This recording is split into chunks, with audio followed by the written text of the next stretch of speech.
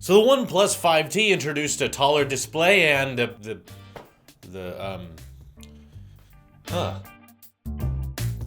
Okay, I don't want people to get the wrong impression from me. While I'm not necessarily too excited for the OnePlus 5T, and I wanted to talk about that just because everyone is commenting about it, everyone keeps asking me about it, I don't necessarily care, but I want to talk about what you guys want to talk about, so here's my 2 cents on the matter. But first of all, I have nothing against the OnePlus company. I think they've done a great job at making products that are affordable while still retaining that premium look, that premium feel, and they've definitely collected quite an audience, which is nothing to be ashamed of. I think it's impressive that they can hold that attention. And I'm glad everyone out there has found a company that they really care about, that makes them feel listened to. And in actuality, I think the OnePlus company is the ideal Android developer. Because when we're talking about, Galaxy Note 8 versus iPhone 10, I like to bring up the ecosystem. I like to bring up what I think the iPhone does better, even though the Galaxy phones clearly have their strengths. So if you're arguing with an Apple sheep like me and you bring up price points, there's not much I can argue with. $500 for the price of a phone is definitely better than $1,000. There's no really debating that. If the iPhone 10 was $500, I think a lot more people would be happy about it. But what I'm trying to get at, and what a lot of you who follow me on Twitter have noticed, is that when a company updates their smartphone lineup every 6 months, I feel like you're constantly making it so that your audience is never really excited or never really pumped for something. See, Apple has iPhone events typically once a year. Every once in a while, you'll have a weird one where you'll get an iPhone SE in March, or you'll get a red iPhone 7, but never anything too out there. And what bothers me is when a company like Samsung releases Galaxy S8 at the beginning and Note at the end, it means that every year, every time you introduce a new smartphone, it's kind of like, oh, it's a small variation on the phone you released 6 months ago. And I think that the OnePlus market is kind of an extreme example of that, because their phone's primary feature, I think, is their price points. When that is your primary target, and keep in mind, OnePlus is still a business, just like Samsung and Apple, they have to turn a profit, which means that if their target demographic is interested in paying $500 for phones, what that company is capable of doing with their hardware is always going to be limiting. It's always going to be something you've seen before, or something that tons of other companies offer, just at that good price point. And like I said, I don't mean to dock the OnePlus 5T. If I did an impressions video and I wasn't doing a why I'm not excited about it kind of video, I would just say, it looks fine. Congratulations. The display's a little bit taller. You got on-screen buttons now. Cool.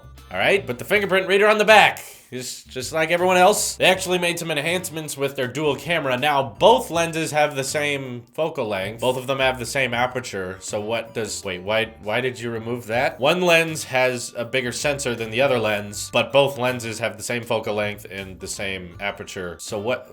you just have two of the basically exact same camera? I understand that they can make portrait shots when merged together, but it's actually something I preferred about the OnePlus 5. At least they had a telephoto option. Now you have two lenses that basically do the same thing. I don't know why they did that. But we've got the same Snapdragon 835 processor chip that the last one had and every other Android phone has. It's amazing that they can stuff so much RAM into these phones. 6 gigs and 8 gigs of RAM. That's a lot. Android kind of needs it because of its poor RAM management, if you've seen speed tests or multitasking tests that they do on Android versus iOS. Even though iPhones have half that RAM, it doesn't mean they can't perform as well in multitasking. In fact, processor-wise, the iPhone still beats out everyone else. And the other reason I'm not terribly excited about this one is I think the problem Android has, they kind of set their standard for processor for the entire year. Like the Galaxy S8 had the Snapdragon 835, and so did every single phone after that one, including this one, which is not even out yet. The official release date is November 21st, which means that this phone, which a lot of YouTubers are calling it's the OnePlus with the 2017 features, meaning the display's a little taller. Great. All right. The issue is when your release date is the 3rd week of November, this 2017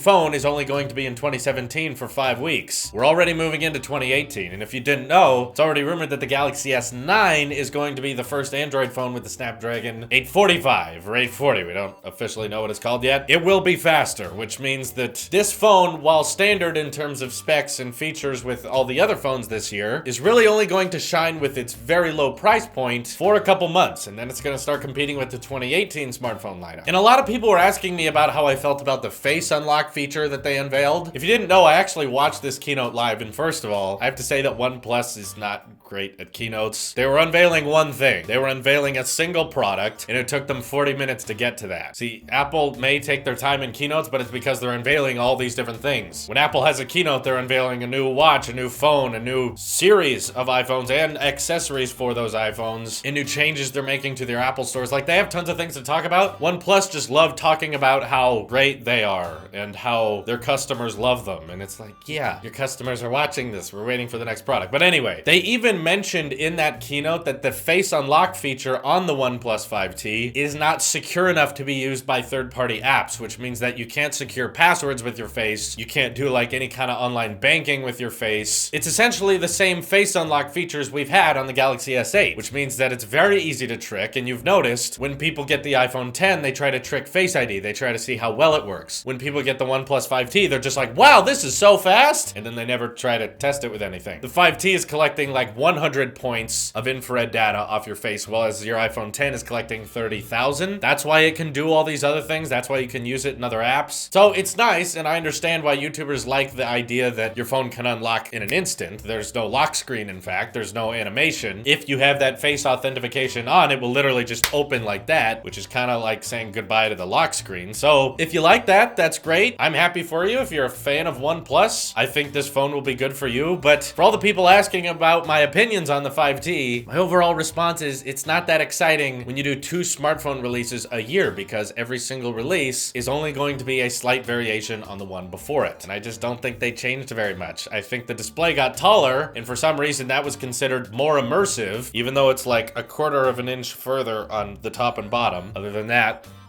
okay. And especially you headphone jack lovers who are out there are going to defend that thing until it's the year 2100, because that's when you'll be dead. OnePlus 5T is a 2017 smartphone that stays loyal to the headphone jack. So if you love it out there, then congratulations, you got a phone that still has that. Got your fast charging you love so much. I'm happy for you. But yeah, I'm not excited about this. I'm very excited to see the Galaxy S9. Might need to do a leaks and rumors video about that because it's coming up next year. Looks like they're trying to finally shrink that chin, go for the same size display with a smaller form factor. That's kind of innovation that I like to see. I think Samsung is the leader in the smartphone industry when it comes to features and new ideas and new display technology. So that I'm excited for. 5T is like, eh. There's certain places on eBay and Amazon I think you can get the Galaxy S8, which I think is a better package for around $550 or lower, especially from carriers if you get certain sales or certain upgrades or trade in your old phone. I think plenty of Android phones that came out this year are a better package than the OnePlus 5T, and you can get them at the same price. So sorry if I ticked you off, but of course, go ahead and rant in the comments below. I'll be reading them. This is your Apple Sheep here, and I will see you in the next one.